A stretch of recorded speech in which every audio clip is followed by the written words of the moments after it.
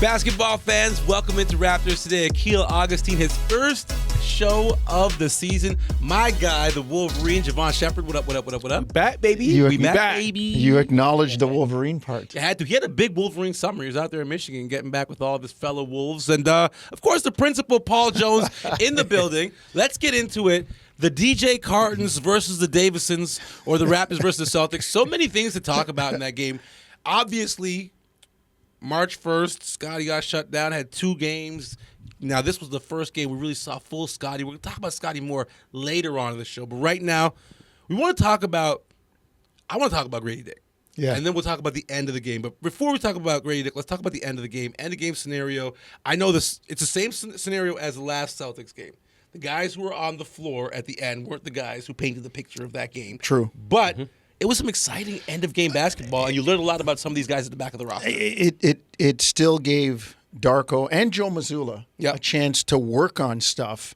It might not have been their main guys, but let's see how this works. Let's, like lab rats, let's try it out with these guys and see how it works. But to me, I think if you're the Raptors and the coaching staff and the team, your kind of statement was made in the fact that with 5 minutes to go, and it was almost as if Mazzulla and Darko looked at each other and went, now? Yeah. Pull him. Both sets of starters came out. The other guys came in. It was still competitive, but when that happened, the Raptors had a 10-point lead. And that says something to me about the bounce back, the effort with which they played, and it was totally different from the last Boston game where they got down big early. And there were no starters. I know Porzingis and Drew weren't there, but you had Jason Tatum. You had Jason Brown. Tatum played over 30 minutes. Yeah. Jaylen Brown played over 30 minutes. It was the only game that Al Horford had played in the preseason.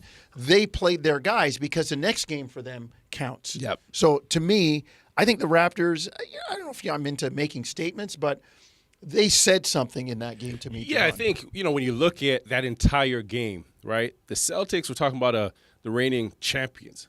Their starters played starter minutes in this game, right? You look at the Raptors and how they competed. I thought what was impressive is the energy and conviction that everybody played with. Sustained. And I know we're going to touch on Scottie a bit later, but the pace in which Scottie approached this game with, everybody around picked up. And when you talk about Gradey Dick, I think for all the criticism that he took last year, I'm impressed to see how he started because he's come out there and he's showing that he's more than just a spot-up shooter, right? He added on some muscle, but the confidence... He should have punched this right here. He should have.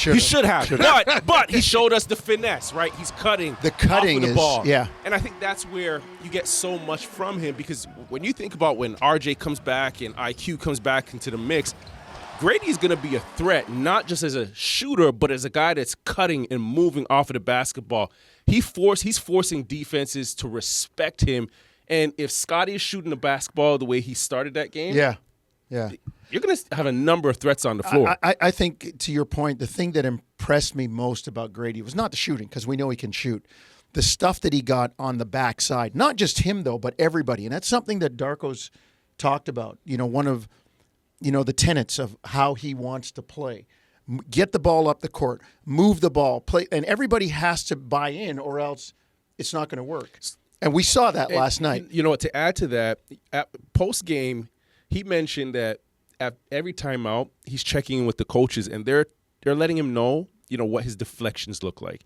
And that's what's energizing him. That's what he uses as his motivator, going back out there and channeling that energy. And you think about it, everybody can say, and it's cliche, I'm going to focus on the defensive end. And you go out there and don't really give as much effort. But deflections are a measure of how active you are, how much energy that you're playing with, and it translates on the other end. My big measure from last night was 40-plus threes. I know the Celtics shoot the most threes. You'll never compete with them because they got 50-plus up. But for this Raptors group, who we thought three-point shooting might be a struggle, that was a great look. And I was impressed by Scottie's three-point shooting. I really was. The fact that he came down and he stepped into shots. He took some in transition. There was no hesitancy or reluctance to take threes. Yeah. Not at all. We got to get to Coach Darko, but I quickly want to note, because everyone was talking about how bad they came out the gate. Washington, Boston. They had one of the greatest three-point shooting first quarters in the history of the Raptors franchise. Tied for the third best, 10 threes. They outscored them 30-27 in just threes. Now, Coach Darko. How many reps are needed practice-wise before it gets tried out in a game? I mean, there is no number that you can put on. I think when it comes down to progress and for improvement, people talking about, you need 10,000 shots to get it automatic. I think it never stops. There is always something that you can continue improving and then continue adding, and you got to be intentional about your work. When it becomes just a routine of repeating the same things without you being present with your mind and body there, it's the improvement stops. So once I see that he's doing this kind of stuff in a practice setup that I feel comfortable, then I'll start using that in the games as well. What is it that you're hoping to accomplish in terms of fine-tuning this team? We just need to focus on maximizing every day. It's 7 days to the home opener, but for us this whole season, we gotta look at this whole season as one big chunk. And the main focus needs to be for us to play hard. To learn what it means to play hard, and then to have fine tuning there. To learn that's overly physical, that's a foul, don't do it. I always think when you start really aggressive and you can pull it back, it's much easier than to be back and now say, let's be more aggressive. So there are a lot of things that we need to clean up, but also I got to be very strategic what I'm addressing with the team so they can be able to go out there and execute that.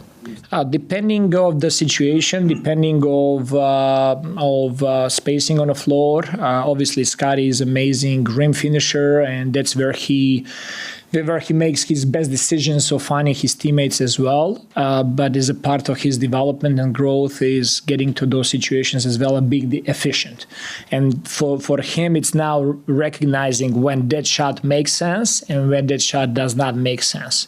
If you want to develop all-star level player, he needs to become 3-level scorer. Him setting a high standard for everybody else, I think it's the best leadership that you can have from 23-year-old. And with that, his leadership is seen through, being him vocal, owning his mistakes, being open to learn and being coached. He's doing a lot of great stuff. And so I'm really proud of all the steps that he's making there as a leader of this team. So we got to continue pounding on that.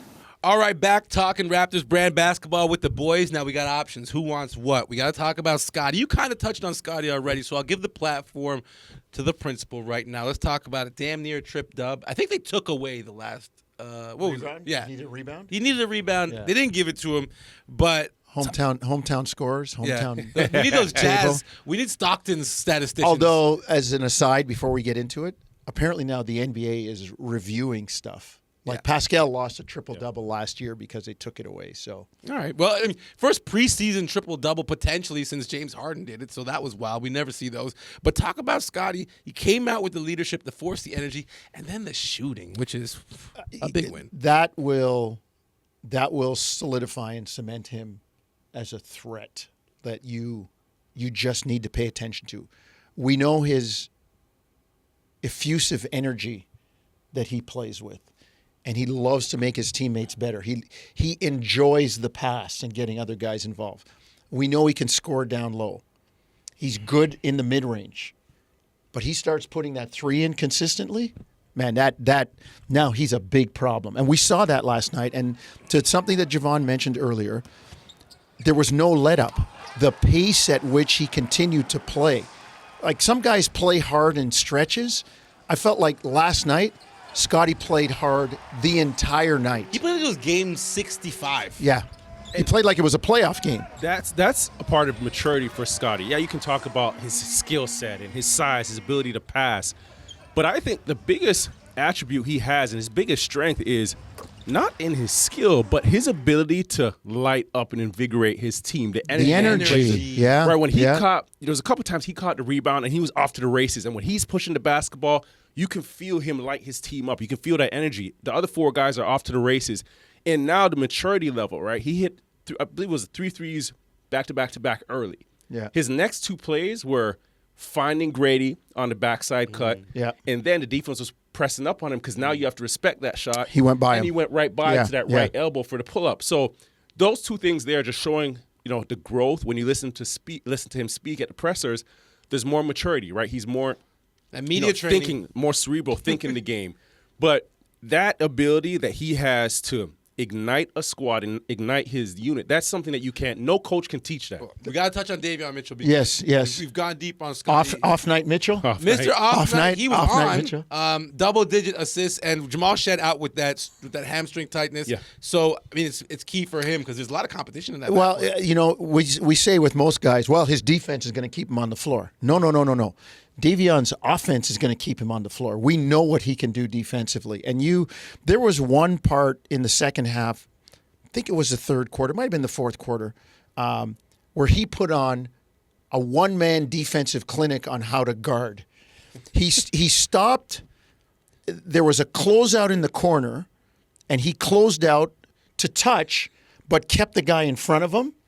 And as the guy drove to eat up the space, he turned and pitched it over his shoulder. Davion went out. We need a telestrator. Davion went out and closed out on that one. And Boston ended up hoisting up a shot to barely beat. Did they beat the shot clock? You know the sequence I'm talking about. I think It's terrific. The thing that's fun to watch is Davion makes defense look joyful, right? Yeah. When he's locking up, if you look at the bench, everybody's up, waving, throwing towels, having fun, and then he's doing this the full length of the floor. Again, that is something that the other 4 guys did pick up guys. The other 4 he's guys going on Dancing with the Stars, man. Them feet, man. The way they go. The other 4 guys, if they see you defending like that, you have no other choice. You can't. Yeah, you can't make the pass easy at that he's point. He's on the offense like a shadow, like white on rice. The way he's moving his feet, and he just does that naturally. Yeah. It's tough. It's tough to see. Hey, listen, we bragged about these guys for a bit. Let's let them talk. Here's Davion and Scottie. Is there a camaraderie between the 3 ball pressure defense guards in the locker room? I think it started in training camp. Even started in summer league when I was here a little bit, where I practiced them a little bit, and they was picking up. But they see me pick it up, so it was like, okay, we're going to do the same thing basically, because this is how to get our team wins. Speeds the offense up. It makes it harder for them. So just kind of picking up off each other. They're both really good defensive guards who are athletic, who can beat their man to the spot. So I think we just learn off each other. Have you been able to offer any specific insight to either one of them? A little bit. I think that sometimes, or even Jamal off ball, he relaxes too because he's so good on the ball. I think that when we get off the ball, we tend to think all right, it's our time to relax.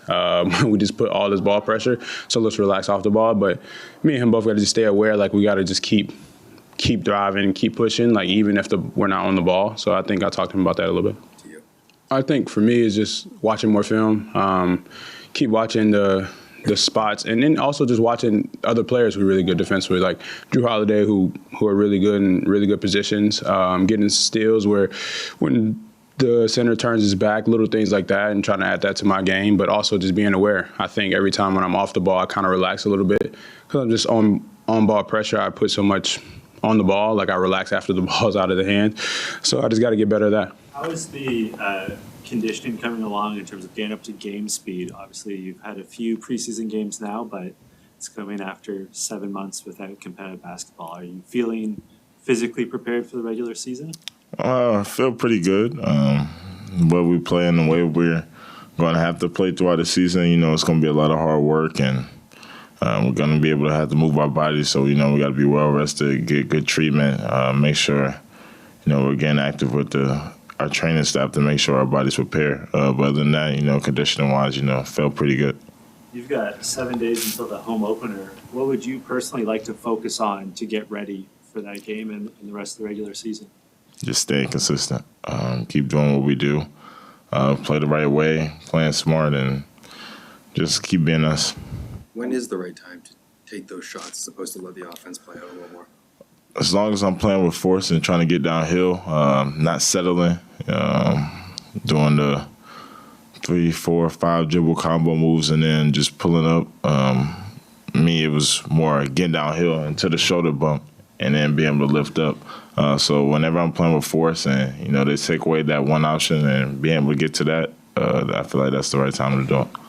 All right, basketball fans, time to go ATL around the league. And the first stop you got to make if you're a Canadian basketball fan right now outside of Toronto is Memphis, where their lottery pick, Zach Edey, big fella, the most outstanding college basketball player of the last 2 years, was it?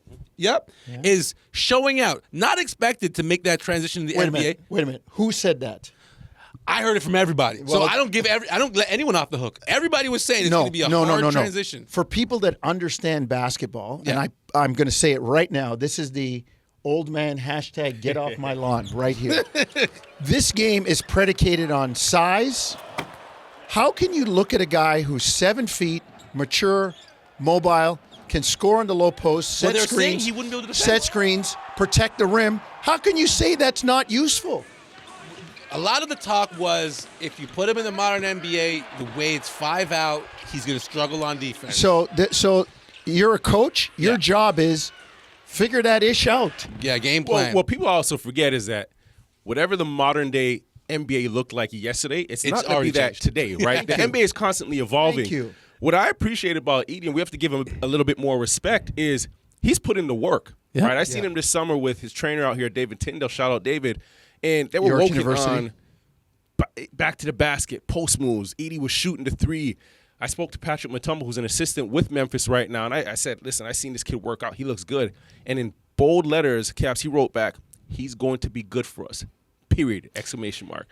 And it's not just when he got drafted, we're thinking, okay, this is just going to be a lob threat with Ja Morant. No. They're throwing him the basketball on that left block. Oh, yeah. He's eating up space, getting over that left shoulder. Marcus Smart. And now, he's nice. He is nice. And his now, space and height and size, you can't teach that. Old-fashioned style. Oh, we better go double team him. Now what happens? You kick it around, you pitch it around. You can never catch up to this the is what ball. Jones, he's wanted to see this forever. He wants to see back to the throwback. game. But What about the modern game, Jonesy? But the I three understand. Ball. I understand. But the 3-ball becomes easier when anytime there's a touch in the paint, whether it's on a drive or a pass. And to add to that as well, just seeing him work out, he can shoot the three. Yes. Right? At Purdue, they just didn't allow him to. Now, is he going to go out there and shoot 2, 3, 4 a game? I don't think so. No. But, again, does he have that ability? Yeah, he has a pretty good form. He can actually knock that thing down. But at his size, do you need him to? No. Get in the block and do exactly what he's doing preseason. Quickly, we got to touch on Paul George.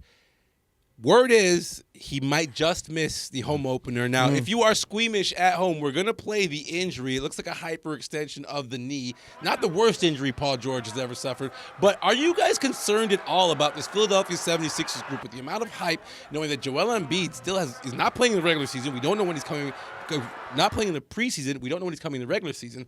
How concerned are we about the Celtics? He's already said, Joel Embiid said, I may never play another back-to-back in my life. Mm-hmm.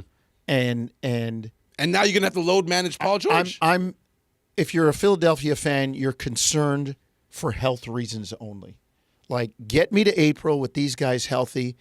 I'll exhale, and then let's play ball. All right, you got 15 seconds, Shep. Not concerned for Paul George or Embiid per se, but for Philly, yes, because both of those guys, if you think about it, they don't typically play 60 games in a season. So for the health of that team, and obviously doesn't matter if it's a developing team or a team that's trying to win now, you need cohesiveness, you need connectivity, and a big piece like that is in the mix. Go over on Tyrese Maxey for everything, apparently. All right, basketball fans, before the Toronto Raptors wrap up a preseason, they've got another date with the Brooklyn Nets. Now, I don't want to dig too deep into the Nets, so I'm going to start with this. What do you need to see in this last game or these last few days, Jevohn Shepherd, to call this a successful preseason for your Toronto Raptors? Just, the continued effort and intensity that we've seen against the Boston Celtics, right? And I think for me, that's a step in the right direction. We know this is a developing team. We know it's a young group. Getting back guys healthy is important. And if these guys go out there and play with effort, that's their soul. You have one responsibility this season. It is go out there, fight, go out there, play with effort, and just start to understand each other and continue to build on the core. When you are rebranding or re-imaging or rebuilding your culture, the foundation has to be effort. That has to, you got to go out there and give me effort all the time, consistently. And we've seen that. And if the Raptors can develop that habit some nights you're going to win games just because you outwork people, just because you play harder.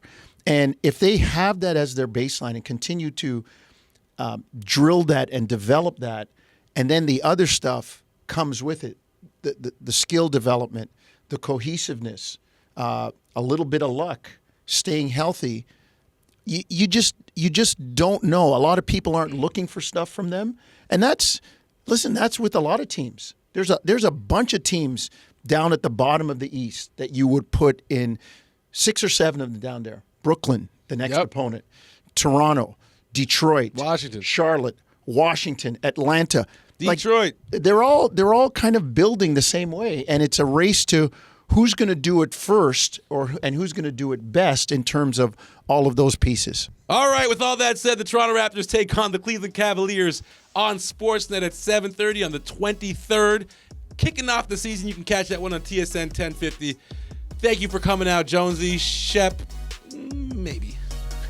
We back, baby.